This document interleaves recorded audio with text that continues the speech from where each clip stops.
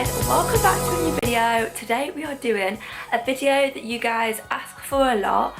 I have previously filmed one, which I will link down below. It's going to be like a whole moving to London Q&A, and I did film one not long after I initially moved, so I will link that down below. But I feel like since then times have changed. I'm more settled now. I know what I'm talking about more, so this is more of like an up-to-date current moving Q&A.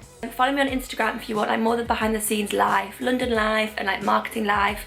I do a lot of fashion on there, so yeah, go follow me on there if you want some more insights. But for now, we're just going to jump straight into the video. So yeah, I've obviously already spilt tea on me because I'm a liability and I cannot help but spill things. But basically I put this Instagram story up and basically just asked you guys for questions, so I'm going to go through them and see what you want to know. So the first question is, how do you find affording things? Do you find affording things quite difficult? Yes, I do, because my salary is not huge. I personally don't see how you can really survive on less than what I'm on in London. I'm not going to say how much because yeah, that's just private, but I do struggle. But then again, I don't like, it's not like I never buy any clothes, so I kind of put myself in the position of struggling because I like buying clothes. So that is probably, if I didn't buy any clothes, then I'd probably be a little bit better off. But yeah, I really don't have much money left over at all for like treats or nice things. So I do struggle. Like by the end of the month, I'm always pretty tight. And on months where I'm not really making any from Instagram or YouTube, then they're the months that I really struggle. So, and also especially this month, basically, I didn't work a full month when I came back after furlough, so I'm on a little bit less of a paycheck, and yeah, I'm struggling. This month is going to be very tight, and I have a few things on as well which I need to pay for, so I'm like, the prices of things here are ridiculous. The rent is ridiculous also. Like, maybe, I'm guessing you guys might have asked me about rent, so I'll leave that for another question. But yeah, basically London is super expensive. Someone says, I'm moving on my own from up north. Is it easy to make friends? So firstly, like, congratulations on the move. That is such a brave, massive thing to do. So yeah, congratulations, and I hope you love London. It's honestly the best place ever. But just don't worry if it takes a little bit of time settling in. Is it easy to make friends? I would say yeah. Like, I feel like in London, everyone has come for the same reason. It's like to experience it, to work here, and everyone is in a very similar mindset. So it's definitely easy to make friends through work, through nights out, use social media to find like-minded people, that kind of thing. I wouldn't say, I really would say it is easy to make friends, so literally do not worry about that, because there's like hundreds of other people who also want to make friends here, so you will be fine. Just make sure you're putting yourself out there. How do you meet people in such a big city? So it just comes down to like what you're doing at the time. You'll meet people through your job, you'll meet people on nights out, you'll meet people through social media if you know you kind of put yourself out there. Honestly, you'll just be surprised about how you make friendships and how new friendships come about, and just like, this is really cringy, but just trust like what happens, and just trust that you will meet people and you will find yourself in situations where you're like, oh, you really click with people that you just meet in random situations. Do you ever feel anxious or lonely living alone? No, I don't ever feel lonely. I live with two other people, but like we don't like hang out, if that makes sense. Yeah, I probably explained this whole situation when I've moved out of here. It's not bad, it's just not ideal. And obviously I've been here a lot longer than I thought I would be because of COVID. Like, me and Alice should have been moved in together by now, which is my best friend from home. But it just hasn't happened yet because of COVID and everything. So I do spend a lot of my time on my own in this flat, but I really love my own time, and I think that's really important.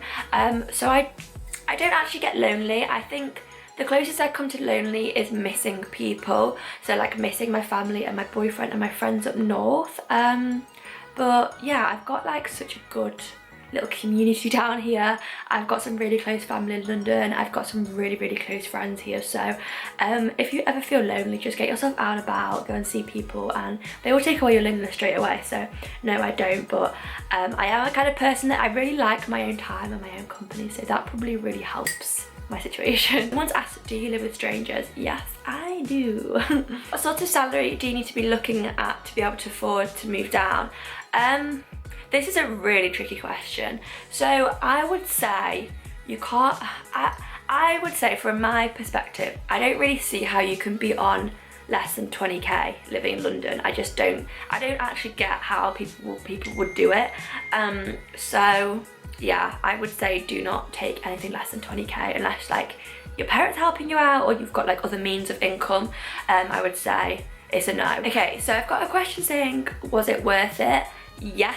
Oh my god, if you follow me on Instagram, you will know from my stories how I literally, whenever I give advice on my Instagram stories, when you guys ask questions, the one thing I say is take risks, because risks nearly always pay off. Especially at this age, like we haven't got as much responsibility as when we're going to be like 30. So honestly, just take the leap, take the risk and just do what you want to do. That is exactly what I did. Like I knew I was going to move kind of to London at some point and nothing was kind of going to get in the way of that. So yeah, just do what you want, and yeah, it was so worth it. I love my life here, and I just feel, especially since moving back after isolation, I just feel so settled and content and happy, and I feel like I'm where I should be now, right now. I should be in London, in this job. Yeah, so yeah, life's good. What's it like budgeting to live in London with travel, food, going out? So travel definitely eats up a massive like part of my weekly budget. I don't really have a set weekly budget, but yeah, if I didn't have the travel costs, then I would be a lot better off. I have never actually properly worked out how much it costs a month to travel because I don't get a travel card, which I probably should do. I should probably get a travel card and find one that works out better. And also going out to eat and have drinks is generally more expensive than other places as well, I found. Compared to Sheffield, going out in London is a lot more expensive. Obviously you can find your cheaper restaurants, but even when it comes down to the chain restaurants that are all over the UK, their prices are higher as well in London. So yeah, but it is what it is, and when moving to London, you know what it's going to be like, and you know that you're going to sacrifice the cost to live here, kind of thing. Okay, so this is quite a personal one, but I'm going to answer it. How much is rent? How do you find roommates? So I'm going to answer this one about my rent. I know some people will be like, wow, what is she doing? But like, it's not like it's my mortgage or anything. I'm just paying for a room. I'm just paying my landlord. Like, it's nothing too personal. So I am paying £730 a month for a room. If that gives you guys some example of how ridiculous the rent prices are here, then yeah. £730 on a room is just, to me, absolutely extortionate. It basically eats up so much of my monthly salary. It's ridiculous.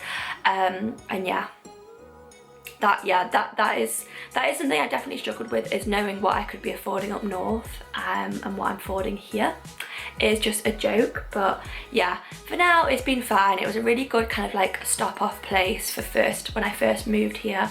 I did live with my uncle and auntie for like a month or so, I think, when I was finding this place, and then I found this place, and it has been really good, and it's just been easy, and I really like my actual room as well. So yeah, that just gives you a little indication of how much things cost. Obviously in central London, I don't live in central London, but obviously central will probably be a lot more.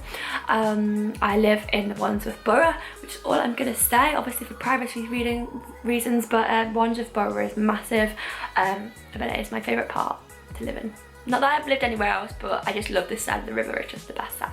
I've literally been forgetting to drink my tea because I'm talking so much. What was your main anxiety about moving to London? So I would say when I moved so quickly, and I didn't really have a lot of time to process the move or to think about what I was worried about. It was more when I actually like moved to London that I started to get anxious feelings about things. So when I first moved, I was really worried about money. I was kind of worried about paying for a deposit for this flat, that kind of thing, and then also for more like personal reasons. So I started to really miss my mum and my boyfriend a lot after kind of like the first month of living here. Then I really started to miss them, and like some nights I really thought like, had I made the right decision moving away from them, but now I'm like, yes, I definitely made the right decision. And I think those kind of anxieties and worries go with time, and you just need to give yourself like a settling in period, and that definitely took me about 3-4 months. It was probably like a month before I moved back up north for isolation that I started to truly feel settled and happy here. So yeah, just if you have anxieties and worries about moving, just give it time, let yourself like ride the wave as such. Like, I know that's so cringe, but just go with it. Know that you have made this choice for the right reason. I've actually got quite a few questions about safety in London. I've got one saying, I always worry about safety in London after recent years, is it ever a worry? Someone else has said, where is safe, where is a safe area to live in? So I think just do a bit of research, ask around, like most people know someone that has had experience in London. Message me if you want some advice on it. Yeah, I do feel safe because I know the area where I live is like pretty safe. I never see any trouble here at all. So yeah, just Google it, go off recommendations. Don't live maybe somewhere that's too lonely. And a lot of places have bad reputations, and go off the reputations, and if that means paying a little bit more, it's always definitely worth paying a little bit more to live in a safe area. But in general, I do feel safe. A lot of questions asking how I found my room in London. So I used the app Spare Room, hands down the best app to use for finding a room. Rightmove also do some, but Spare Room is just ideal. It's literally like the best way of finding a room. You can do your budgets on there, you can do girls, boys, ages, areas, when you want to move in, long-term tenancy, short-term tenancy. Like, it's just really ideal. So Spare Room is your go-to for finding a room if you're moving to London. What's the crowd like in London? Obviously there's a mixture, just like any city. It's no different, like there's different crowds everywhere. So for example, say if you went to Clapham on a night out, it's very more like girly, like girls dress up, they get in heels.